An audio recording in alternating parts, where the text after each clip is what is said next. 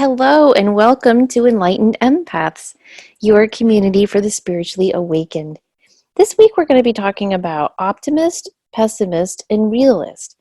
And hopefully, we'll define the terms and try to find a way to fluidly move between all the terms. Because from what Denise and I have researched, you really don't want to be just an optimist or just a realist or just a pessimist. There's different times in our lives that call for different labels that we need to embrace. I got the idea for this show, Denise, when I read this article by Sharon Ackman on Medium, Mm-hmm. and she was researching men who had survived being a POW in Vietnam. Oh, And what her research showed was that it wasn't the optimist or the pessimist who survived and thrived, it was the realist. And I thought, well, that's an interesting perspective. And she starts out the article by quoting a Vietnam POW survivor. He's a Medal of Honor recipient, Commander James Stockdale. And he was asked, who didn't make it out of the POW camps? And he said, oh, that's easy, the optimist. Doesn't that wow. surprise you? It does surprise me. But with some of the things that I was reading about getting ready for this show, it kind of makes sense too. And as we talk about the different characteristics of which category you may fall in, I think it's also really important to remember all of this is on a continuum, like anything else. So there's an ebb and flow. I think we all have a default position, a propensity towards one being more optimistic or being more of a realist or being more of a pessimist. But I do think that there is a spectrum to this, just like everything else. Yeah, I agree. She said in that article that the optimistic POWs, they were sure they'd be home by Christmas, then Easter. Then they pinned all their hopes on the 4th of July, and then the next Christmas. And the study showed that all of their high expectations that would then shatter with each coming, deadline passing and not being home led to this roller coaster of emotions, which Ackman says diminished their endurance. And Stockdale, the commander who survived, he said, I think they died of a broken heart. But because the pessimist accepted their situation and the realist just looked at it realistically, like, okay, we're here, now what are we going to do? They moved easily through these changing emotions of grief and anger. Now, Stockdale said only the pessimist had the discipline to confront the most brutal facts of their current reality. If you can imagine the worst, you can prepare for it. So I just thought it was so interesting when I was researching what these different labels mean. I thought I was getting ready to research, be an optimist, it's the best thing, studies show this, this, and that. But I really read positives about all three of those labels and negatives. Yes. And one of the questions that came up is, and I read this for a while, it was, are realists really pessimists in disguise? Because a realist is someone who's going to completely make unbiased judgments about something and doesn't see it through any kind of a filter. So it's neither positive or negative. Whereas pessimists are going to go worst case scenario. They're going to see that and go from 0 to 60 in that direction. So I don't think that a realist is a pessimist in disguise. But there's also a lot of times pessimists are blasted for, yes, that worst case scenario, but they never see the position to look for what's wrong and they're always looking for what could go wrong, what could get worse. Whereas realists don't, because they have an awareness of the possible negative outcomes, but also the awareness of the positive outcomes as well. Yeah, like if we take the half glass full example, the optimist sees a glass half full, the pessimist sees it half empty, the realist sees a glass of water. Or Right. if we want to take this, coronavirus example, an optimist might look at this as no big deal. We'll be fine. There's nothing to worry about. Or they'll look at the positives. We get to enjoy more downtime and spend time with family or working on household projects. The pessimist might view this as the end of the world. The economy will never recover. We're all going to die. But the realist will say, okay, this is bad and a little bit scary. So I'm going to plan accordingly, stay indoors, and make the best of it. There's a quote by William Arthur Ward, and it's in reference to sailing. And he says, the pessimist complains about the wind, the optimist expects it to change, and the realist adjusts the sails. That's a great quote. Yeah, so optimists tend to be happier. They see the good in people, they see the good in things. And one good thing about being an optimist, studies show they make other people happy. They also tend to be less anxious because they ignore things that make them worry. And here's some of the bad stuff: they tend to focus on illusions. And people often view optimists with less respect. They might use terms like airy fairy or they're naive. They tend to pay less attention to detail and can make poor decisions as a result. One study showed optimistic managers had the worst successful hiring rate.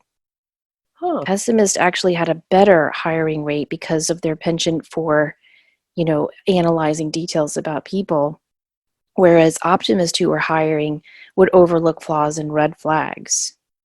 And another study showed as optimists underestimate both the time and cost of projects, trips, and plans.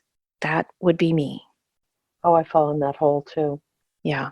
This is going to take 2 hours. Yeah, 3 days later. exactly. This will be fun. No big deal. I love to paint the house. Pessimists tend to look at the negative and they reflect on regrets of the past, like if only or I should have. And here are some of the bad stuff about being a pessimist. People tend to avoid pessimists due to their melancholy views. However, because of this, pessimists do get more done because they're always looking to improve situations, but they do blame themselves when things go wrong. Pessimists are great at identifying obstacles, while pessimists excel at perceiving potential problems and learning from past mistakes. They need to work on learning how to ask for help and how to connect more meaningfully with others. So it was interesting to look at what the studies showed. Like, I read that optimists actually have some of the highest stress levels of all three groups because they push down all of their negative emotions. They don't want to look at it, they don't want to see it. Whereas pessimists tend to have the highest rates of depression and loneliness. Which both make sense because I think sometimes optimists will always have on the proverbial rose colored glasses, which can sometimes not lead to the best decision making or choices because it's okay, everything's going to be great. Whereas pessimism, and I have someone that I've chatted with over the years, and no matter what you say, you, this is terrible to say out loud, but I'm going to admit it. I'll be in the conversation, and in my head, I'm saying, wait for it, boom, because it's always going to go back to that pessimistic outlook of, well, that's really great that you got to raise. Oh, you're going to have to pay extra taxes on that. Isn't that terrible? And it always goes Debbie Downer. So I think that would lead to more anxiety and depression in some respects if you were always waiting for that worst shoe to come along. I That agree. In my group of friends, we have a pessimist and we call her our little rain cloud. oh, But I love her because, I don't know, being friends with a pessimist can be kind of enriching because it's nice to have I can always talk to her about real shit. Whereas my optimist friend, I have a friend who is a true 100% optimist. And it's great and it's fun and it's uplifting. But if I want to talk to her about real stuff going on in my life or the world, she practically plugs her ears. oh, I mean, she can't even handle if I mentioned something really sad in the news or a really awful crime that happened in our town. She'll go, "Why are you talking about this?" Like she just can't handle it. And so I have a hard time with devout optimists because I need to go to the dark place sometimes. That's how I understand my light. So I don't know. I see the good and the bad in all of the labels. I really do. And I have a hard time defining myself as any of these labels because like you said, I do think it's a spectrum. right. And I think you're right in the middle as well. I think you err more on realist, and you have your optimistic and your pessimistic traits. That's where I am as well. Yeah. I'm more because I think having that base in reality to be able to see both sides of it, and as empaths being so sensitive, I wonder if we feel the extremes more. So the highly optimistic friend that you mentioned, do we feel that at a deeper level? And the pessimism, do we feel it as a deeper level? Because there are, I think we do. I'll tell you what I feel. I feel the inauthenticity of my optimistic friend. And Oh, I as an love that. empath, I can't handle that. I really can't. I have such a hard time. And I can feel it in every bone of my body when a smile only reaches someone's mouth and it doesn't reach their eyes. I think we empaths, we know. Yes. And if I try to say to her, is everything okay? Everything going all right with such and such? Oh, it's fine. And it's almost like she's mad at me for noticing that maybe things aren't great. And I have a hard time with that. Yeah. I need, Not genuine. yes, I need for myself and people in my life to be sometimes brutally honest, but always vulnerable and authentic. So I don't know if that makes me a pessimist or a realist. But the studies that I looked at for this show said that what we all should strive for is to be a realistic optimist.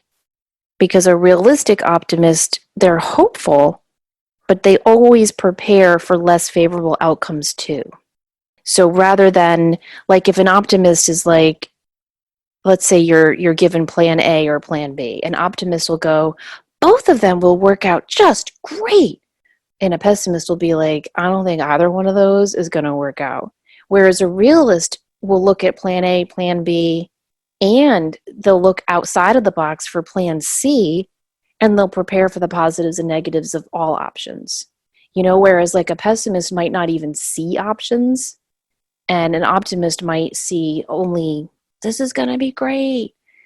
So you want to try to be a realistic optimist. And studies show they're also the most mentally healthy. Oh, I am loving this because that's my category. Yay! Uh, and real, realistic optimists, and this was something I read, was that they're cautiously hopeful of favorable outcomes, but they do as much as they can to obtain the desired results. So it's not that click your heels together and it's just going to magically fall in my lap. A lot of times I think it's, all right, this is one possible outcome that might happen. What do I need to do to try to gear things in that direction? And not in a way of trying to over control it, but of focusing your attention, your energy, and your hope towards the more positive outcome, or what do I need to put in place to have this go in this direction. I'm not a superstitious person. As much woo woo as I do, I'm not superstitious for the most part. And but there's one statement that I stopped saying this years and years ago because I noticed it was a catalyst for falling in the hole. Have you ever heard people will say, well, what's the worst thing that could happen? I don't care for that statement because it allows you to open up into this whole big wide range of horrible shit that can come into your life. But I have a a lot of, different view on yeah, that. because a lot of people will say if you look for the worst one, then you know what it is and you don't have to worry about it anymore. Because, oh, that's the worst thing. Now I can move in this direction. That's how my dad got me through a lot of anxious nights when I was a kid. I was a worrier as a child, and my dad would always say that. Let's let's focus on the worst thing that can happen. And I never wanted to go there. I had the same thing you were saying, like, hell no, why would I want to think about that? So if I was struggling, usually it was with math, he'd go, all right, what's the worst thing that can happen? And I'd say, well, I'll fail the class. And it would even be hard for me to say that out loud. And he'd say, okay, so you fail math, then what happens? I'd have to take summer school. Okay, then what happens? I'd be ridiculed, ostracized, and embarrassed. Okay, so you get through that summer of ostracism and embarrassment, and then what happens? Well, I'd start fresh in the new year. Yeah, see, Samantha, you're going to be fine either way. So he would push me to look at those worst case scenarios, and it's actually helped me a lot when I get worried and anxious about things. So, I don't know if that would work for everyone, like some people who have like real anxiety issues, that might not be helpful to them. But for me, it kind of helped me to think, okay, it's even the worst case, I think I can get through. And I think as we go through life and we see the awful, wonderful, difficult, challenging things we've had to go through, we have gotten through them. Now, that's one thing I read that optimists don't do. They tend to not look back. And so as a result, they don't learn from their failures. Whereas pessimists, that's kind of all they do is go back and back and back. But the good thing is they do tend to learn from their failures. That's interesting that you brought that up about your dad having you work through it that way, because that was one of the suggestions for pessimists is when you do get to that place of look at your worst case scenario and then ask someone to come up with something worse.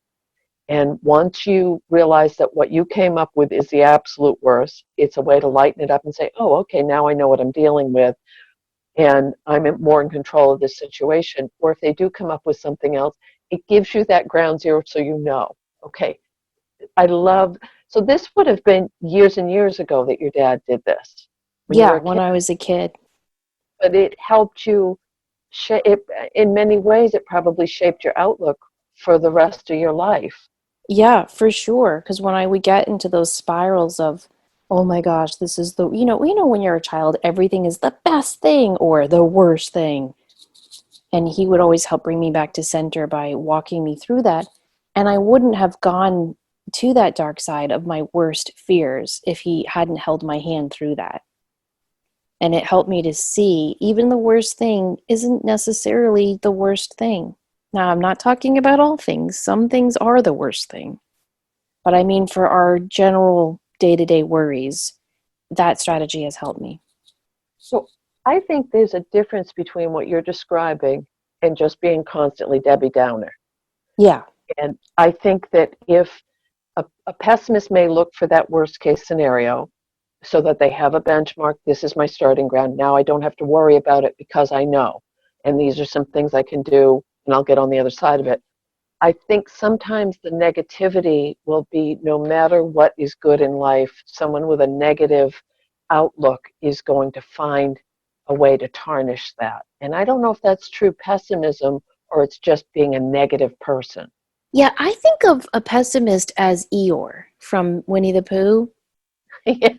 And I think of an optimist as Tigger. And like when I think of Eeyore, he wasn't negative. He just always saw the downside of life. And so I think you're right. I think there's a very big difference between being a negative person and a pessimist. I think many times because like I said, I don't define myself as an optimist, a pessimist, or a realist. I am different things in different situations. And when I do fall into the pessimist label, it's almost a comfort to me. It's almost when I'm very worried about something, it's almost comforting to prepare for the worst so that my expectations don't fail me. And I Isn't it? don't see that as negative. I just see that as me kind of cushioning a fall that might come. You know what I mean? Like if I'm worried about something, to plan for the worst thing happening actually can help. To be prepared. So, in a sense, that's more of a realist perspective. True. Very, Was very it true. Oscar Wilde who always had a good quip that said, some cause happiness wherever they go, and others whenever they go? Yeah, I love that quote. I think sometimes that applies to how people view pessimists. I agree. Hey, I wrote down another Oscar Wilde quote in my notes. Let me find it. Oh, here it is. We are all in the gutter, but some of us are looking at the stars. Yes. I Okay, love so that. Oscar, he gets the optimist pin. I think he's like us. I think he kind of goes back and forth because he can be so snarky sometimes. I love him. But yeah, I think that that's it. We are all in the gutter. Like I don't consider myself a total optimist, but I don't think we're all in the gutter. No. Sometimes life can feel that way. Now, Freud said that optimists were in illusionary denial. Ooh. Yeah, I don't know if I agree with that. I think sometimes they can be, but research also shows optimists recover more quickly from adversity. They bounce back, and they are also much better risk takers, which again, I guess can be good or bad. Then you have to factor in nature nurture. are we predispositioned towards a specific outlook based on genetics, or is there upbringing that could be a part? I think it's both. I think it's both too. I think it's always both. Whenever that nature nurture debate comes up, I think it's always both.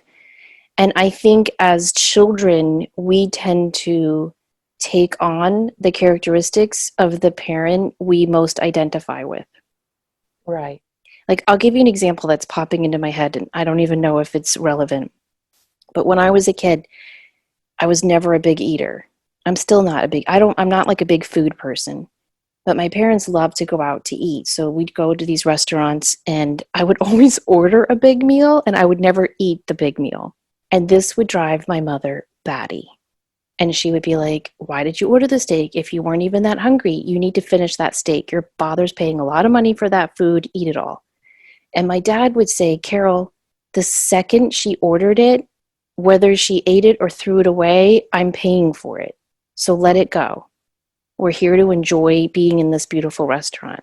And I don't know, I just loved that philosophy. Like it just Good always freed me. philosophy. Yeah. Yeah. And so I've always, my dad's much more of an optimist. And so I've always leaned more towards that. And I think because I've always identified more with him. And so I think if you identify more, like I have a friend who's has one parent who's a pessimist and one's an optimist. The optimist parent is one of those who's like, he's very much a spendthrift. He believes one day they'll win the lottery. He takes big risks with his business. And so the family economics were like very up and down. And her mother was a pessimist, but she was the stable one. She was the one who was always there for them. She was the one who always had extra money like hidden and saved for them. And so my friend has kind of embraced more of a pessimistic view because I think she viewed her mom as the safer parent. You know what I mean? So I think it's nature nurture, but I think we will take on the characteristics of the parent that made us feel safer. Right. And also, if we, again, going back to all being empaths in this, if we grew up where there was stress or adversity or situations in our early years that caused us to become hypersensitive, or I don't want to say caused, but brought out those traits more strongly, that could also be a factor in whether or not we're fully optimist, realist, or pessimist. I agree. Okay, I have a question for you because this is something I've debated with other people many, many times. Do you think high expectations are worth it? So, what I mean by that, I've had a lot of people who have said to me, you know, the expectation is always better than the reality. Like, I remember when I went to my first prom and my mom was like, "Was it amazing? Was it wonderful?" And I was like, "Yeah, it was fun, but I kind of had more fun getting ready for the prom than being at the prom." And I remember her saying, "Expectations are always better than reality." And I thought, is that true? So this is a debate I've often had with people. Do you think it's good to have high expectations, even if the reality will never live up? Do you think that having high expectations is just kind of fun and exciting and gives us something to look forward to and think about and plan? Or do you think people should have realistic expectations? For years and years and years, I didn't plan ahead. I didn't have expectations because there were so many other factors in my life that they didn't happen. Things fell through, or I couldn't predict what would happen, or there were too many variables. So it was, and I can remember my mother saying when I was little, "Denise, don't get your hopes up, you're going to be disappointed," which I don't know if that was good, bad, or indifferent. It depends on how you look at it. So I think right now, so many of us have had expectations and plans and things that have been put on hold because of what's going on in the world.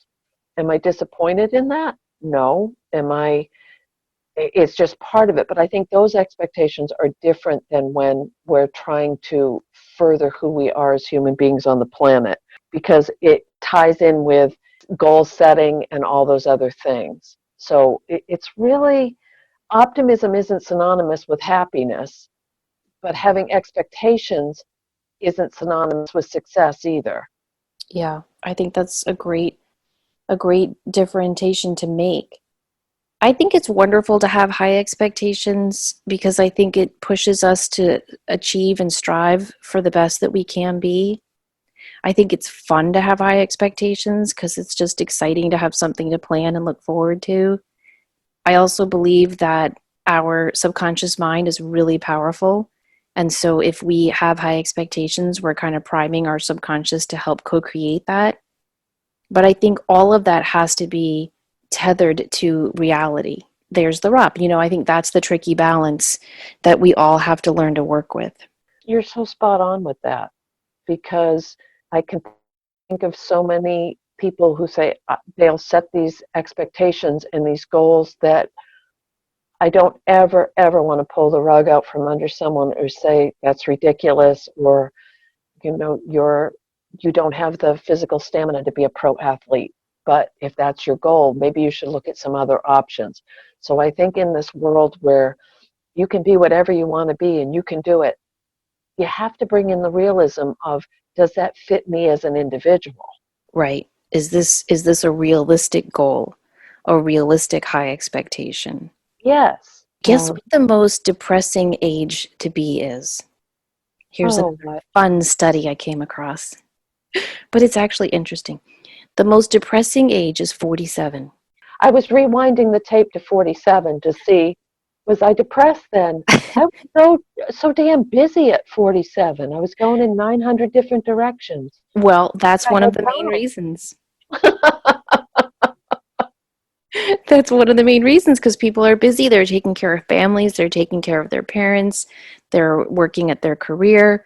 But this is also the age when we start to realize some of those unrealistic expectations we had for our lives in our 20s and 30s aren't coming true. There's my Debbie Downer Oh, statement. exactly. Because you're hitting the big 50 and you're saying, oh, I didn't do this, didn't do that. Look what the choices I made. It's a real transitional time. I agree with that. Yeah, I agree too. And so I think that rub I was talking about before, this is where being a realistic optimist really can play in our favor. Because there are times in our life where we have to look back at our failures. I do think we should learn from them, but I also feel we should reframe them in an optimistic way. The advice I always give to myself is, did you do the best you could? And that helps me reframe perceived failures or dashed expectations in a much healthier, happier light. Did I do the best I could in the situation I was dealt? And then I think to look at certain things in your life. Okay, I thought this, and this would have happened by now. It has not. But that's not going to turn me into a pessimist. That's going to turn me into an optimistic realist. Okay, that didn't happen, but here's what did happen, and here's what still can happen. And so that's where I think the onus is always on us. You just made a really, really incredibly important point of when you do get to those turning points, not letting that define the rest of the game, not letting that define directions or new goals or new opportunities that are going to come into your life because it's not the one that you thought you were supposed to do or had to do. So Yes. being fluid enough to go with that flow. Mahatma Gandhi is, and I love so many important things that came from this person, but happiness is when you think, what you say and what you do are in harmony. And when we have to hit those turning points and set new goals or new directions, and it might not be, oh, I didn't have the family I thought I'd have, or the job I thought I'd have, or the partner, or my physical health, whatever it might be. The realist is going to say, no, but this is where I am now, and these are my choices to go forward, Yes. rather than going back around and around and around and wasting precious time and energy on saying stuck in what was rather than the potential of what can come in. Yeah, and always trying our hardest to flip things to a more positive outlook. Because I think one thing pessimists lack is the ability to see choices and to see other options. I think optimists see almost too many choices or too many hopeful options, whereas a realist just takes the situation and looks at it in the best hopeful light. Like, for example, I keep mentioning my parents in this episode, but I've been having to see them a lot lately. And I went over to check on them yesterday. My mom was in a mood. Imagine that, Denise. And I said, "What's wrong?" And she said, "Your father. All he'll eat are grilled cheese sandwiches. Goddamn grilled cheese sandwiches. That's all I'm cooking 3 times a day." Well, I go over there and I pre-make all the grilled cheese sandwiches and I stack them in these Tupperware things. So all she has to do is pull them out of the Tupperware thing and stick them on the grill if I'm not there. And so she's complaining, he has Alzheimer's. And when you have Alzheimer's, you want the same thing. They're comforted by that. Yes. My mom doesn't understand that. So I said, "Mom, I'm like, let's look at this a different way. What if he wanted 3 different meals every single day? And you were back in the 1980s sitting at the kitchen table going through cookbooks. I mean, it's kind of a relief. Every day, all you have to do is heat up 3 grilled cheese sandwiches." And she actually said, "I didn't think about it that way." I Oh, that mean, was a beautiful gift to give her. yes, we're not going to get into the Bible, but for me, that was like a biblical miracle.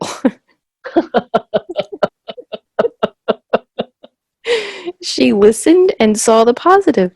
And I think that was me trying to be a realist, like an optimistic realist in that moment. Like, yeah, this sucks. Your husband isn't your husband anymore. He doesn't remember anything and he can't even share meals with you the way you're used to.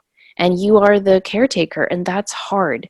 But let's look at the positive in this hard situation. So I wasn't trying to, diminish her complaints or say, that's no big deal. I was just trying to help her see the positive within the complaint. Which, again, was a huge gift, but also it was you saying no. It was helping her see, to have some objectivity and having a more, even if it wasn't full optimism, it brought a neutrality into the conversation that helped her to step out of that reality for a minute of how Yeah. dark it was. Yeah. Because I'll tell you, that's one thing I don't like about talking to optimists. They won't listen to your complaints. You ever notice that? Yes. They'll just go, "Oh, that's not so bad. You should hear." It's like, just I was just writing in my journal a couple of weeks ago, and I wrote, it's so much more important to be with someone. Like, instead of saying, "I'm here for you," I really think we need to start saying, "I'm here with you." And those Ooh. those two prepositions to me have such different meaning. When someone says, "I'm here for you," that's like I'm totally fine. My life is perfect. I'm going to step in and help you through this because you need help. But when you say, "I'm here with you," that's an arm around the shoulder. That's, yeah, we might all be in the gutter right now, but let's be in this gutter together and look up at the stars. Mm-hmm. And that's what I think we all need to strive for as realistic optimists is not diminishing the pain that someone is in, not overlooking it, not denying it, not focusing on an illusion, not ignoring a red flag, but acknowledging it and being with someone through that, and then trying to find the star, the silver lining, the damn blessing in disguise. Honestly, I hate that phrase. But